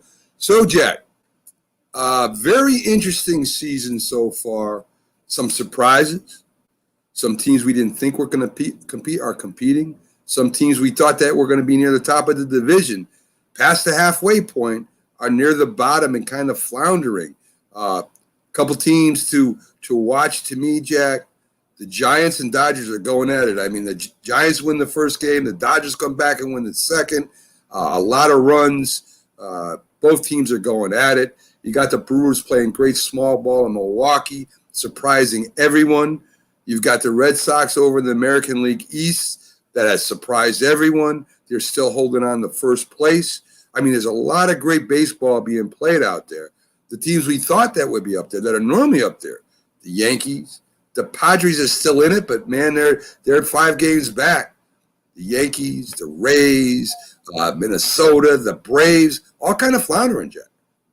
Well, I'm going to tell you, to me, the story of this season are the bullpens. I mean, the bullpens have been really erratic. You just mentioned the Giant-Dodger game. The Giants are having a season that's exceeding everyone's expectations. The only 1 game up on the Dodgers. It should have been 3 games, but Will Smith comes off the bench for the Dodgers yesterday, hits a pinch hit home run in the 9th inning, and the Dodgers pull it out. I mean, we're talking about the Mets before, who are a couple of games up in first place. Edwin Diaz has blown 3 saves in a row. 3 saves in a row. Chapman for the Yankees has been dreadful the last 6 weeks or so. Absolutely dreadful. And that's what's going on with the bullpens. I mean, so much bullpen difficulties the teams have been having. That's why with the Cubs, with Craig Kimbrell, they owe him he's getting paid $16 million a year, and he has an option, a player option for next year, meaning a team's going to have to pay him at least $16 million next year, in addition to the rest of his salary this year. Who's going to make a move to pick him up? Because the Cubs clearly are in a selling mode before the trade deadline. And with these bullpens floundering, I got to believe he's going to go to a contender. Might it be a surprise team like the Atlanta Braves, who've had bullpen difficulties? They're a few games behind the Mets, but they are still very much in it. Might it be the Yankees to pull a surprise and spend the money? Might it be Steve Cohen with the Mets? I mean, we don't know. You know, the Dodgers seem to have unlimited money, but, you know, something's going to go down. And the teams really, the bullpens, the closers, they've made a big difference this year, but not in a positive way. I agree, Jack. It's always all about pitching, and you know, I don't know if it's because the starters aren't as good as they used to be, and they're handed over to the bullpen, and the bullpen's in some kind of predicament, or the relief pitchers just aren't coming through for these teams. Now, Paul O'Neill said something once on the Yankee broadcast that stuck with me. If you use a lot of relief pitchers during a year, try to win games by bullpen, by committee, and you're using like 5-6 guys, it takes just one guy to be a little bit off to mess everything up for you. As opposed to if you're only using a couple of guys over the course of the game and they're pitching really well, that's the way to go about it if you can. But so many of these teams are throwing in guys for 1 inning at a time, one after the other. And it's like they're keeping the line moving, but it takes just one guy to be a little off. And we're seeing that some of the time. that messes up the game for a team. Yeah, the Mets, for example, they started. I think it was all 5 relievers that pitched for them. Yesterday in their loss to the Braves. So anyway, Jack, let's start the Reds. Yeah, the Reds yesterday. Yeah. The Reds. Let's start with the trade deadlines coming up, as you said. We hope as fans of every team that our team picks up that one player that we think, or maybe 2 players we think, that will change the outlook for the season. We know Phillies need some bullpen help. We know the Red Sox, if they make a couple moves, I mean, they could wrap this up if they make a couple good moves. They got a little money to spend. The Yankees, as we talked about, although the Yankees' younger guys, Aaron Judge isn't in the lineup anymore, hasn't been in the lineup, and the Yankees have been winning. So, there's something to be said about that too, Jack. So, I mean, there are a few teams near the top that may need 1 to 2 pieces to go over the top. And then you got the other ones down at the bottom that are saying we're out of it anyway, to heck with it. So what do you think? Let's just take the locals, for instance, right? The Phillies, the Mets, the Yankees, the Sox. What would you do at GM on those teams? Who would you go after in each area? I'll tell you who I'd go after, and I didn't mention it before. When Pags was talking about the center field position for the Phillies that has to be addressed, the Twins have a sensational center fielder, Byron Buxton, who they're trying to re-sign. They've made him an offer. The last I heard, he hasn't signed, that he's thinking of going free agent. He's a sensational defensively. He has star quality about him. But the problem is, since 2016 or so, he's only playing partial seasons because he's always hurt. So do you hope a guy kind of puts it together health-wise and can finally start playing full-time? I mean, it's risky with some of these guys. But then again, we see guys who are signed to these long-term contracts with no injury history, and all of a sudden they start getting hurt. It's all about taking a chance, okay? And how many teams are willing to take a chance? Because some teams can afford to take a big chance on the player only once. And when they do it, if it doesn't work out, they don't have the financial resources to follow up. Then there's certain teams that have the revenue, can take a little more of a chance. And it's all about whether guy's worth a long-time contract. But I like Byron Buxton of the Minnesota Twins. He would be available. He would certainly answer the Phillies center field needs. And with the Yankees, as well going forward, because let's face it, next year, you can't count on Aaron Hicks. Gardner, even though he had a homer yesterday, he's getting a little old, even though I like Gardy to keep him as a 6th outfielder next year, because he still has a little bounce to his step, but he certainly don't want him playing that much. I agree. And as I said, a team like the Red Sox, they're in a dogfight with the Rays right now, and the Rays too. A couple pickups may change the whole season and make something guaranteed. And David Miranda says the Bucks pull. Yeah, Dave, we covered that in the beginning of the show. If he was here, you would have seen Max Kellerman, the Philly sports guy, and coming up soon, I've been messaged. We'll have Brett Kellen for Binghamton Baseball to go over some of this Major League baseball stuff with us. So, Jack. But there's a Craig Kimbrell watch, Mac, in the bullpen from the Cubs. That's the main story to me, to sum it up. The Cubs are going to deal him somewhere where, and it was a contender's going to pick him up, and he's going to have a major positive impact for that team.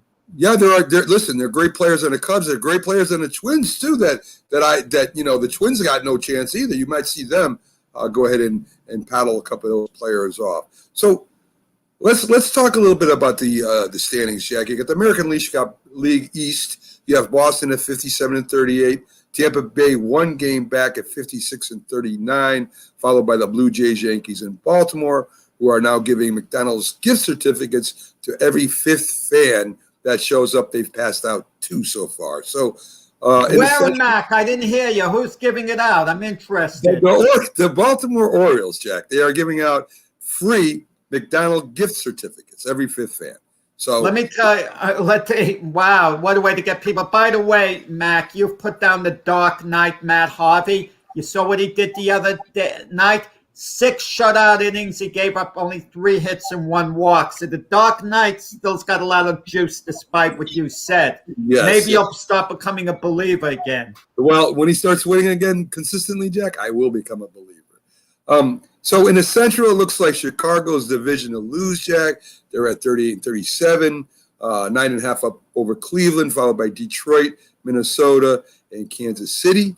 And the West, Houston. You can't get rid of Houston, Jack. They're at 58 and 38, 3.5 over the A's, who are at 55 and 42. You heard what Max Kellerman said. He goes on First Take. He trashes the Astros as being cheaters, saying you couldn't have beaten the Yankees if you didn't cheat. They smoked you all 3 games at Yankee Stadium. Now I say to Max, but what about the Yankees? If they could sign Carlos Correa, the Astros shortstop, Max is smiling. We'll take him. We'll welcome him with open arms. Definitely. I loved it. I loved the honesty there. Listen, I'll take Carlos Correa too, even though he's not my favorite player. Hey, listen, he can bang the garbage cans in Yankee Stadium as well as he can anywhere else. So in the NL East, Jack, the Mets are 49 and 43, 2.5 over the Phillies. We just had the Philly sports guy on. Phillies at 47 and 46, followed by Atlanta, Washington, and the Marlins. Central, the surprising Milwaukee Brewers are at 56 and 46.5 over the Reds. We're at 49 and 46, followed by the Cubs, St. Louis, and Pittsburgh. In the West, the Giants are holding on to first place, 59-35, a game over the Dodgers. 5 games back is San Diego, Colorado, and then Arizona. And folks, we're going to take our second and quick break here today. And hopefully we'll have Brett Kell on after the break. And we'll go over the games and more information, more baseball news. So stick with us. We'll be right back after these messages. And since my assistant producer is back, I'm not having as much trouble with the words. Things have gone smoothly today, Mac. It's not just a coincidence. I know it's not, Jack. Thank you for reminding me. Folks, we'll be right back after these messages. If you served honorably in our nation's armed forces and you're looking for a way to continue serving your fellow veterans in your community, then join AMVETS. Each year, AMVETS members volunteer millions of hours at VA healthcare facilities from coast to coast, helping to improve the lives of their fellow veterans through the VA Voluntary Services Program. AMVETS posts and departments also participate in a wide variety of community service projects, ranging from Americanism in our schools to supporting the Special Olympics and Boy Scouts of America. If you no longer wear the uniform today, you can still serve through the AMVETS by joining today at amvets.org. We all make choices. When it comes to alcohol, kids make choices whether to drink or not. Bye-bye. Remember, I'm going to Alex's party tonight and sleeping over. Hey, have a seat for a second. Remind me about that party again. And adults make choices whether to talk about it. That's true of parents and every other trusted adult in a kid's life. Kids want to know our expectations when it comes to alcohol and other drugs. They want guidance and honest answers to their questions. And it makes a difference when the message is consistent and part of everyday conversations. So talk with your kids and help lead them on a positive path. Because when you talk, they hear you. For more information about talking with your kids about underage use of alcohol and other drugs, visit underagedrinking.samhsa.gov. If you talk and they will hear you every single time. Now we're getting killed. Yeah, well, Kyle's not here. How come? Kicked off the team. Didn't Tim tell you? Kyle and some other kids got caught drinking beer in the park a couple of nights ago. Really? Yeah. 0 tolerance. He's out for the season. Come on, it's a first offense, right? That we know of. But why should that matter? He knew not to drink. I made it clear to Matt, that's what we expect from him. What have you said to Tim? Nothing really. You know, a lot of kids try it at this age, so. Yeah, well, a lot of kids don't try it too. I'm not saying that Matt's going to be this perfect kid, but if I don't tell him what we expect and why he shouldn't drink, how's he going to know? You think kids that age really listen? They never admit it, Bill, but they hear more than you think. Talk. They hear you. For more information about talking with kids about underage drinking, visit underagedrinking.samhsa.gov. I mean, you can see right now, without LeBron, Lakers are struggling. Let me tell you about a team I hate, all right? I know the Dallas Cowboys fan is here, so I had to make sure he knew how much I hate this I'm ready. I've often said that the people who run baseball, they try very hard to ruin it. I'm from Brooklyn. I don't have a problem saying it to his face. Oh, I'm from Brooklyn. Hey, get any.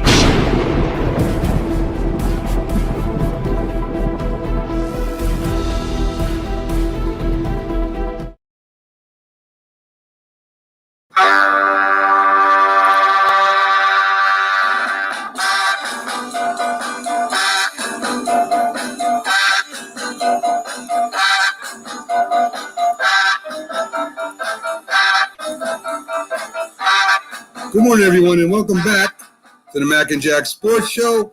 Very exciting day today. We had on Max Kellerman from ESPN. We had on Philly Sports Guy, Carter with our NHL update, and Jack, he has come and joined us. So we do have our MLB expert, or baseball expert, really, because he covers all of baseball, Brett Kell, backstage right now. Let's bring him up. Come on up, Brett. Let's see. Let's bring him up. How you doing today, Brett? Morning, gentlemen. How you doing? Hey, listen, we just went over some of the, the deadlines coming up and trades, that free agents that might be available out there. We're talking about the lower teams that did have good players and were very good last year. Minnesota Twins is one of them. The Cubs have some really good players over there. And they also, the Reds who are kind of floundering, the Braves who are kind of floundering, which are surprises, and the teams that are near the top who could potentially pick up one or two players, and they could be on cruise control into the playoffs. So it's like the Red Sox, the Giants, the Dodgers seem to have an unlimited amount of money. The Milwaukee Brewers who came out of nowhere. What teams do you think, Brett, that if they make one or two changes, pick up one or two good players in a good position or a pitcher, could really wrap up the division? You got to think the Red Sox are sitting there. The Brewers, or like you said, are another one that that can really, if they just kind of add up that piece, it kind of propels them to the next level of the division. And really separates them from the rest and definitely gets them the division instead of getting just the wild card, aspect of things. What do you think happened to some of the teams that we thought, that were going to be really good this year? The Braves, the Twins, the Cubs. I mean, is it? Do you think it's the management? Is it the coach? Is it just not working out this year for them? It's one of their down years. Honestly, I think a lot of it is just because of compared last year to this year, a lot of guys are still trying to adjust back to that full season of baseball, the full stressors, rigors, all that of going through a full season of baseball and getting prepared for it. It's just 162 is a long season, and after last year where it was a shortened season, and then coming back this year. There's so many different things that came into factors of how teams reacted to it. How individual players reacted, but also how the teams reacted to it. Is there any guys that you think are in trouble as far as GMs or coaches go, Brett? I mean, Cashman has been around for the Yankees for a long time, for example. He's a good manager. He's a good GM. He's made some really good moves over his career. Do you think maybe time is just the way it's structured over there for him with the owners? Time has kind of caught up with them. Do you think there's GMs like that out there that have been good in the past that just for some reason, whether it's their pick and manager or the owners aren't letting them do what they normally did in the past, or maybe like I said, like a head coach, you get tired of a certain way. Any GMs that you think out there are managers that are on the hot seat? Well, for a couple of years, I thought Cashman. It's just the aspect, not really firing, but them just parting ways mutually, just for the simple fact of he's been there for so long, and after a while, things just don't work out. And you're hired to be fired in pro sports. So I know there's been a little talk about Dayton Moore in Kansas City, even though that he has the championship run there where they had the World Series appearance and then the World Series win. That there's a possibility there. I think a lot of managers and GMs and players are going to get a little bit of a pass this year because of last year to this year, trying to get everything worked out and trying to figure all the things out as a team, because you just don't know how guys are going to react to going back to a full season. And that's how they slowly ramp up people in the minors, like pitchers. They don't have them to go out and throw 120 every single game. And after a while, they hit a certain pitch limit and they're like, okay, that's it. You're done for that game. And you get guys like in low A, they might be on a 60 pitch limit just because they want them to be able to go long term in the career, not blow them out before they even hit the majors. Do the GMs have too much power, you think, Brett, in this day and age where the managers have to adhere to whatever the GM wants? If you get a good matchup,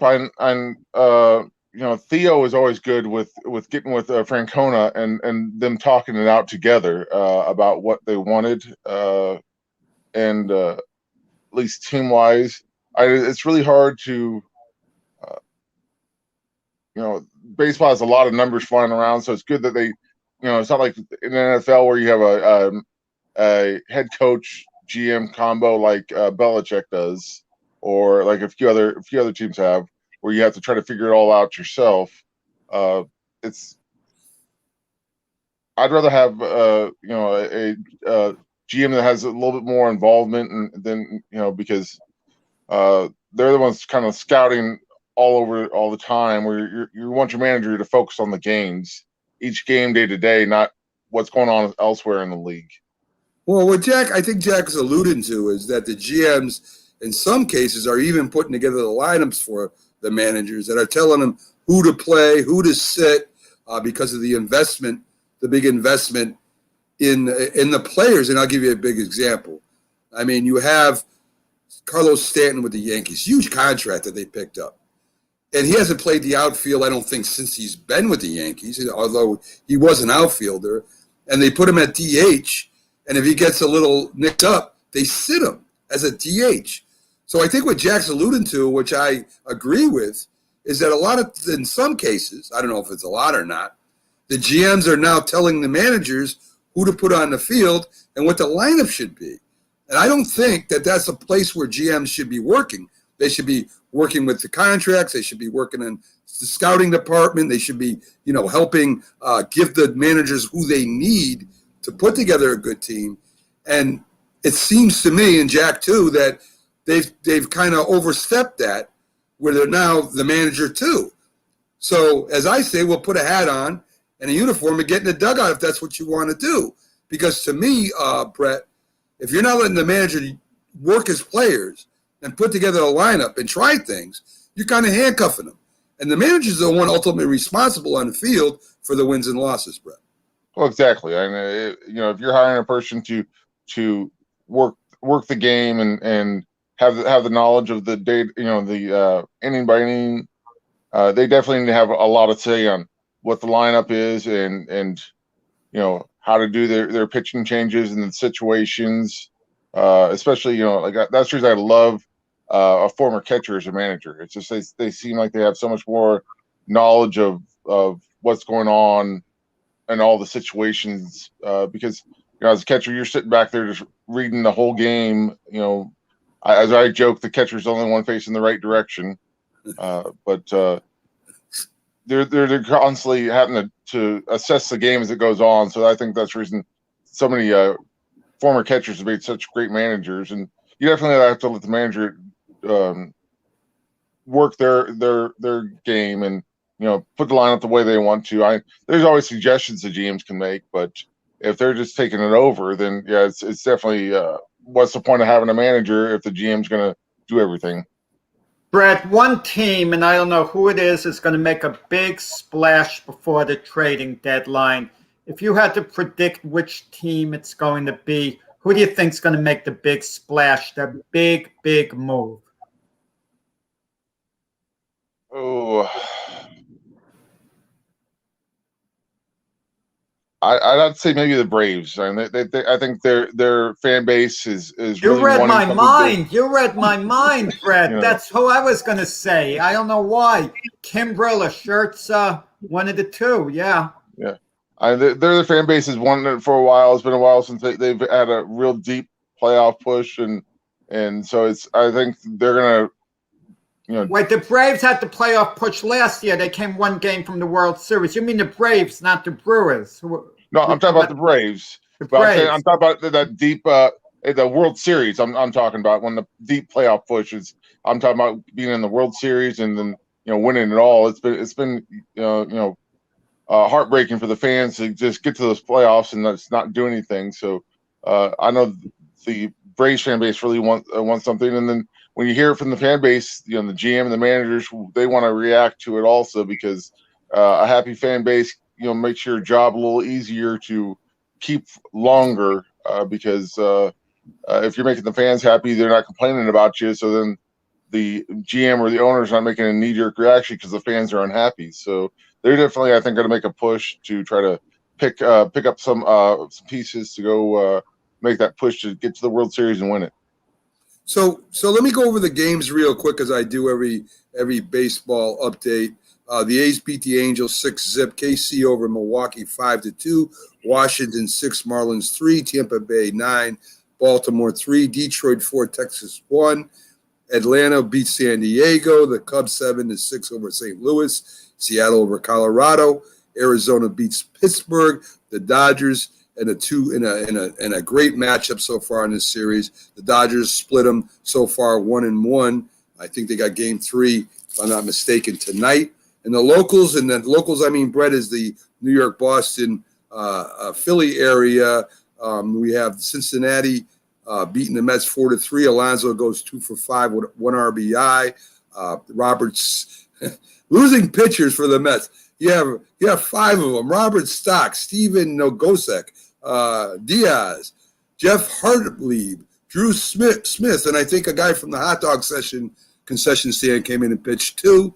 The Yankees win over Philly 6-4. Center fielder Estevan Florial went 1 for 3 with 2 RBIs. Herman was the starter. He lasted 4 innings, had 3 hits, gave up 2 runs. Nola gets a loss for Philly. And today Boston goes up against the Blue Jays. So in the locals, Brett, the only team that's in first right now is the Mets. And the Mets are kind of floundering. I mean, DeGrom is keeps sitting out because he has a strain in his shoulder or his pitching arm. And can the Mets go to the World Series if DeGrom is not 100%? I don't think so. And they made it a few years ago, and it was based off of DeGrom, Syndergaard, their pitching that they had going on a few years ago.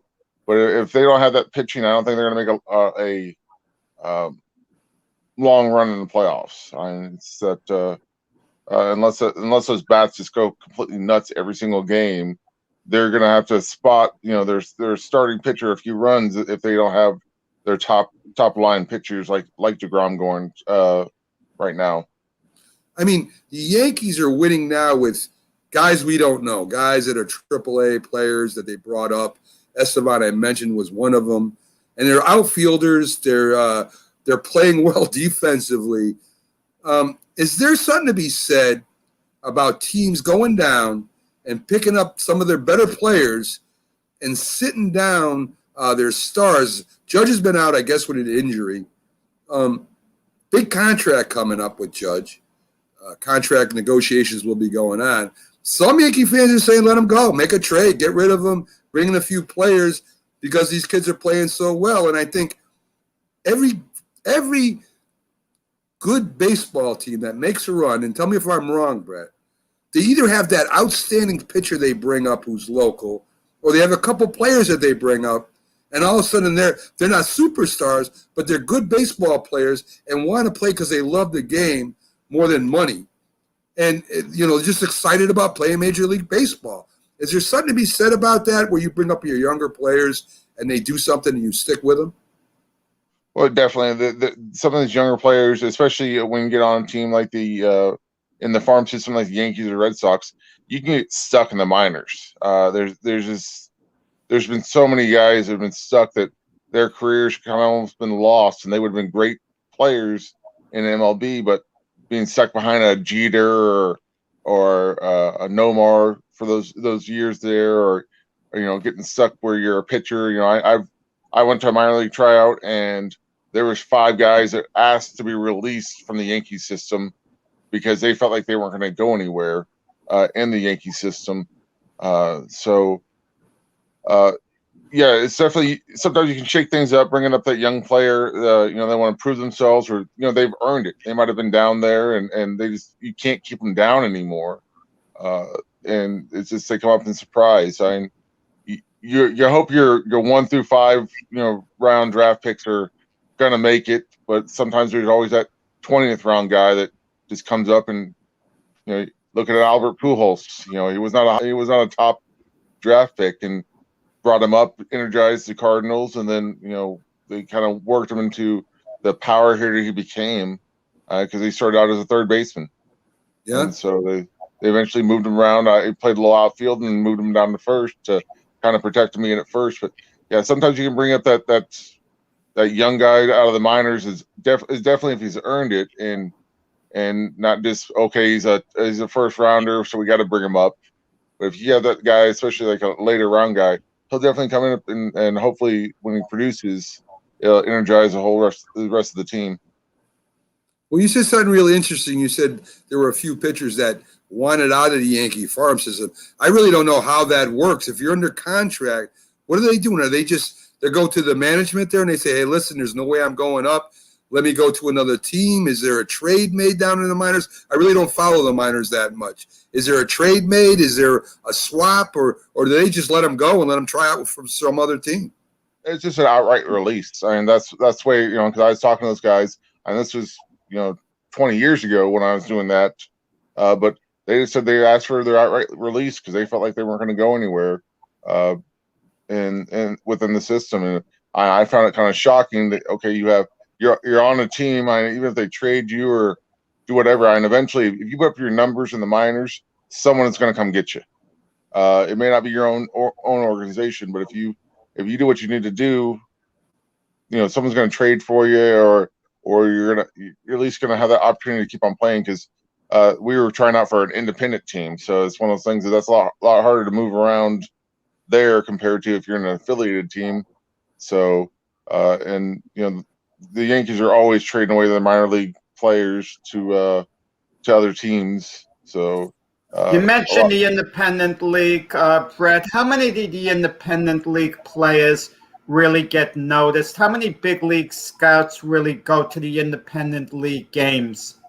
Well, there's a popular player, and Kevin Millar started out in the independent leagues. Daniel Nava is another player that was independent league, and actually he's gone back to the independent league this last season to rehab his back, or excuse me, 2 seasons ago to rehab his back.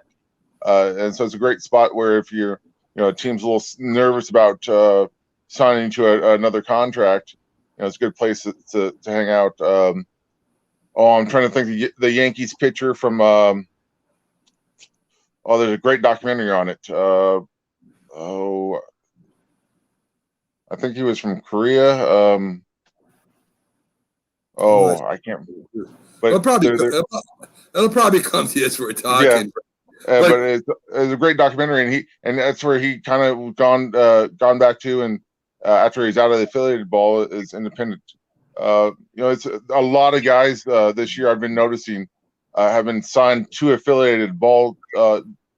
Their contracts have been bought from the independent team, and they've gone to affiliated ball this summer. The American Association has been having guys like crazy, and it's a lot different than 20 years ago. Now everything's streamed over the internet. all the stats are out there. They're looking Yeah. for certain aspects of things. So you don't necessarily sometimes have to put a scout in the stands to notice a guy like you did 20, 30, 40 years ago.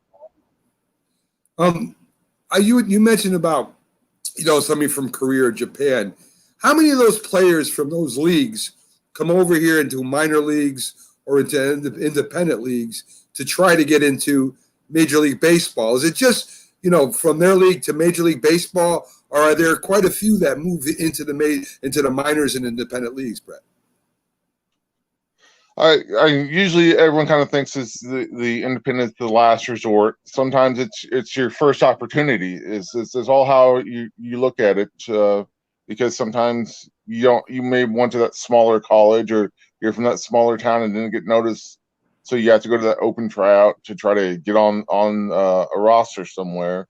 But with the reorganization this last year, MLB's partnered with a lot of independent teams, so a lot more information is done. Some of these independent teams are actually doing the experimenting for MLB when it comes to their new rules. So when it comes to the foreign players, a lot of them, the overseas players, most of them actually, I'd say it's more they go back home. It's just bothered me that Yankees pitcher that he went from the Yankees to the Nationals and he got injured, so I can't remember. But that's where he kind of went back to went to the independent leagues to kind of revive his career. And right. And like I said before, Daniel Navas was a great story of making it, but then when he got injured, going back to the independents, and then Kevin Millar is just Kevin Millar, and he played for the St. Paul Saints, who are now affiliated, but at the time were independent. Well, we understand about rehabbing. I'm talking about career independent league players who hang around a few years, and they really are stars in the independent league. How much of an impression does that make on big league scouts? It's really hard to actually kind of be that long-term star in independent, because a lot of them have rules on how many guys you can carry, that have so many years of service in that league or in the independent league ball. But you have some guys that, like the Kansas City Monarchs have Darnell Sweeney, and he's been with the T-Bones / Monarchs, because the Monarchs just got renamed from the Kansas City T-Bones to the Monarchs this year. But you get a few guys independent, they'll stay around with the same team for a few years and try to keep the dream alive. But like Darnell Sweeney's actually had some MLB time, and he's definitely worked to it. But a lot of guys, after a couple years in independent, they kind of move on from them because the league rules that they have. So they're just not having someone sit there just to that's a big name it's a fan attractor. So we're gonna have them on our roster. Carlos mentions the pitcher before the Korean pitcher, Wang. He later went to the Washington Nationals from the Yankees. Yeah, Chien-Ming Wang, and he spent a lot of. There's a great documentary following him around a few independent teams, like the South Maryland Blue Crabs, where he was working with them, and he's just trying to hang on to try to get that chance again, rather than going back home or going to Florida where his family was, and in essence starting over again. So as we go through the trade deadline, and what's on top as far as the teams go, Brett, who is your surprise team that's going to go to the World Series this year? I mean, you got a lot of good teams out there, a lot of good second teams that are still hanging in there. If you had to pick, say one from the National League and one from the American League, who would be the surprise teams from them two leagues that you think will face off in the World Series? Just on straight surprise, I'm going to go like the Brewers. If you can get a team that's hot going into the playoffs, like the 07 Rockies, and they can just tear through. They had a 40-game stretch where they were just crazy playing baseball. I'd say the Brewers would be just fun to watch, and I'm trying to think American League. I think actually the Brewers versus the Red Sox would be a fun series to watch. I know that they said the Brewers just lost to the Royals, but that's the kind of small ball that you've been talking about that the Brewers have been playing. That's kind of the way it goes. Some games you have it, and some games you don't. So Sure. It's a matter of winning the majority of the series matchups. Yeah, I like the Brewers. I like the Astros. I think that those two teams. I don't think they expected the Astros to win it all this year. Jack is with Carlos here with the White Sox. He thinks the White Sox are going to win it. I don't know who he picked in the National League. I know he went with the Braves in the beginning of the year, but we let him reserve the right. Let's see if the Braves make a major deal. I know they lost Ronald Acuna for the year with the knee injury, but let's see if they could pick up a Max Scherzer. It'll give them a big positive jolt going forward. And then they're very weak, in their least. It's there for anyone to take. Yeah, no doubt. I still think the Mets have to do a few things to really become the World Series contender, especially with how stacked they are in the West, and the Brewers and the Braves still have a chance, and the Phillies are still sitting there. I think the Yankees are pretty much out of it unless a miracle happens. I don't think it will happen with Boston and the Rays up there. And the Astros are looking strong. Well, the Yankees are about one game out of a wild card position. Yeah, I know. So I wouldn't say a miracle. And they're 7 games out of first place. I mean, the Red Sox are due for Homer. I mean the World Series, Jack, not making the playoffs. I look out for Toronto in the AL East. That's why I picked to win it in the beginning of the year. So I'd look out for Toronto. We'll see. I think it's going to be pretty exciting come down the end. If the Dodgers don't make it, the Yankees don't make it, the ratings probably wouldn't be as good, but it doesn't mean it's not going to be exciting. So, Brett, thanks for coming in. I mean, I know we changed the time on you. Might have messed you up a little bit. Yeah, time zones is what I completely forgot of. Today is the Topeka Golden Giants. Okay. That's the shirt and the hat. That's the team that I was working for. We lost last night in the playoffs, lost the series. So our season's done for, but a bunch of great kids that were there, collegiate summer league. And so we've been off offline. Me and the assistant producer and me have been talking to Brett about getting some of them games next year.